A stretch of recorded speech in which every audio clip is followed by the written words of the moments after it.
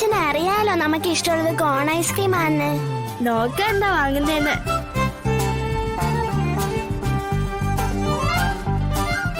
Hi, cone ice cream.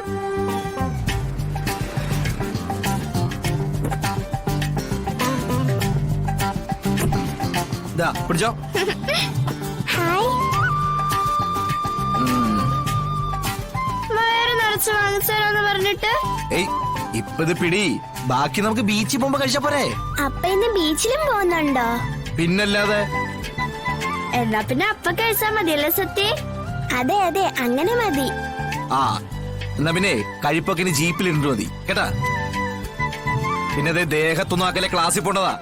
യൂണിഫോമിലൊന്നും ആക്കരുത് കേട്ടാ.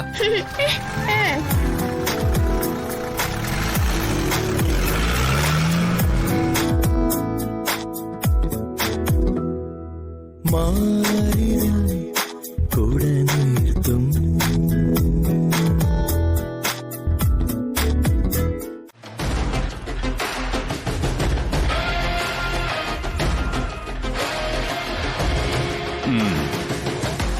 നീ നിന്റെ പെണ്ണ്, നിന്റെ മാത്രം പെണ്ണ്, നിനക്ക് മാത്രം വേണ്ടി ജനിച്ച പെണ്ണെന്നൊക്കെ നീ 3-4 വട്ടം പറഞ്ഞില്ലേ?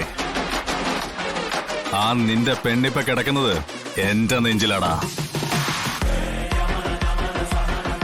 ഇതിൽ കൂടുതൽ നിന്നോട് ഞാൻ എന്ത് പറയാനാ? തൊട്ടുപോരു തന്നെ ഡേവിസേ, ഇത് രക്തത്തിൽ അലിഞ്ഞു ചേർന്നു പോയ പ്രണയമാ.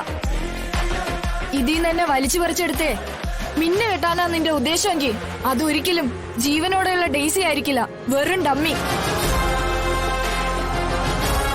അങ്ങനെ ഒരു ഡമ്മിയെ മിന്നു കെട്ടിയാ മതിയോ നിനക്ക്? ഈ അഹങ്കാരത്തിന് ഞാൻ മറുപടി പറയുന്നില്ല.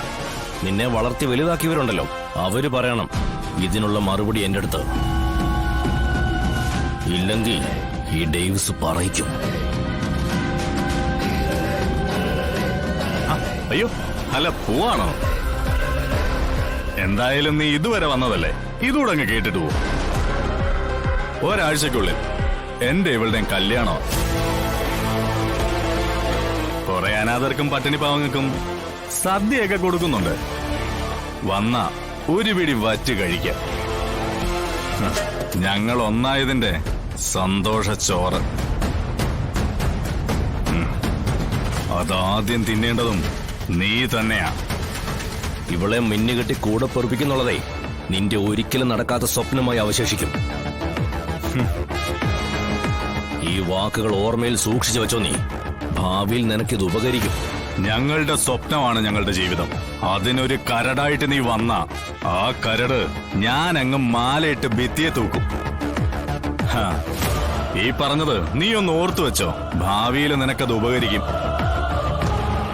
ഇത് വർഷങ്ങൾക്ക് മുമ്പേ കണ്ടു ബോധ്യപ്പെട്ട് വിലയുറപ്പിച്ച മുതലാ ഡേവിസേ. പേപ്പർ വർക്ക് കഴിഞ്ഞു കിടക്കുന്നതാ. ഇനി അധികാരം ഉപയോഗിച്ച് വേലി കെട്ടി കരവടച്ച് രസീത് വാങ്ങിക്കേണ്ട കാലതാമസം അങ്ങോട്ടുള്ളൂ. അതുവരെ നീ മനസ്സിൽ കൊണ്ട് നടന്നോ. അതുവരെ മാത്രം.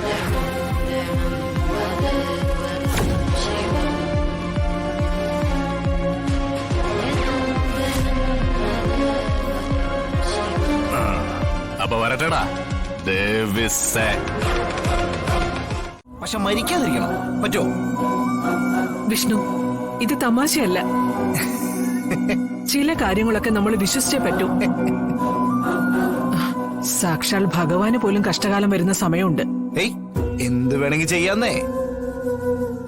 നിങ്ങൾ രണ്ടമ്മമാരും ചേർന്ന് എന്നെ ഇങ്ങനെ വാത്സല്യത്തോടെ ചേർന്ന് പൊതിയുമ്പോഴേ എന്നെ ഏത് മരണത്തിനെ കൊണ്ടുപോകാൻ പറ്റുക?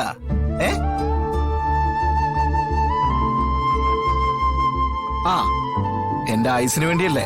പ്രാർത്ഥന കൊണ്ട് മാറ്റാൻ പറ്റെങ്കിൽ മാറട്ടെ. നമുക്ക് പോവാം. ആ അപ്പോഴേ നമ്മൾ 2 കുടുംബങ്ങളും ചേർന്നിട്ട് ഈ പറഞ്ഞ ക്ഷേത്രത്തിലേക്ക് പോകുന്നു. ഒരു ഫാമിലി ട്രിപ്പ് പോലെ പോവാം. എന്താച്ചാ? അങ്ങനെയെങ്കിൽ അങ്ങനെ. എനിക്ക് അവിടെ എത്തി എങ്ങനെയെങ്കിലും ഈ ഹോമം ഒന്ന് നടത്തിയാ മതി. നിങ്ങളുടെ ഈ സ്നേഹമൊക്കെ കാണുമ്പോഴേ എന്റെ കണ്ണ് നിറയാ.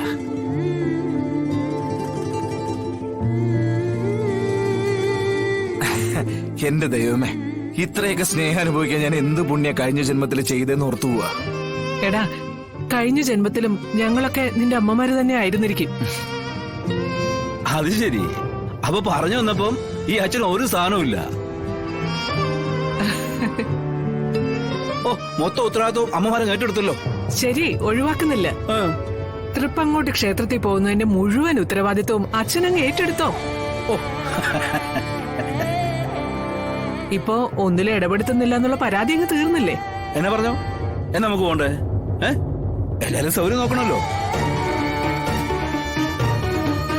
എനിക്ക് 15-ാം തീയതി ഒരു യാത്രയുണ്ട്. അതിനു മുമ്പ് നമുക്ക് ക്ഷേത്രത്തിൽ പോവാം.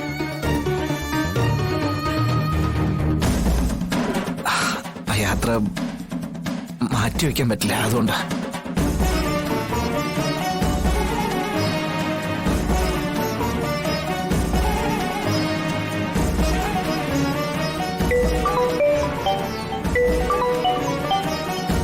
ഒരു മിനിറ്റ്.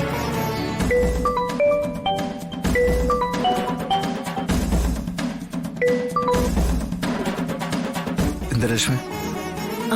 എടാ, എന്താ നിന്റെ പ്ലാൻ? കാര്യങ്ങളൊക്കെ ഏകദേശം തയ്യാറായി കഴിഞ്ഞു. നമ്മൾ പറഞ്ഞ പോലെ 15-ാം തീയതി, അതിന് മാറ്റമില്ല. മാറ്റം വരരുത്. ഇനി നമുക്കിത് നീട്ടിക്കൊണ്ടു പോകാനാവില്ല. കാര്യങ്ങളുടെ കാര്യമൊക്കെ എനിക്കറിയാം. പക്ഷെ ഇതിന്റെ ഇടയിൽ ഒരു യാത്ര ഒന്ന് വിട്ടു. കുടുംബസമേതൊരു ക്ഷേത്ര ദർശനം. ആ, അത് നന്നായി.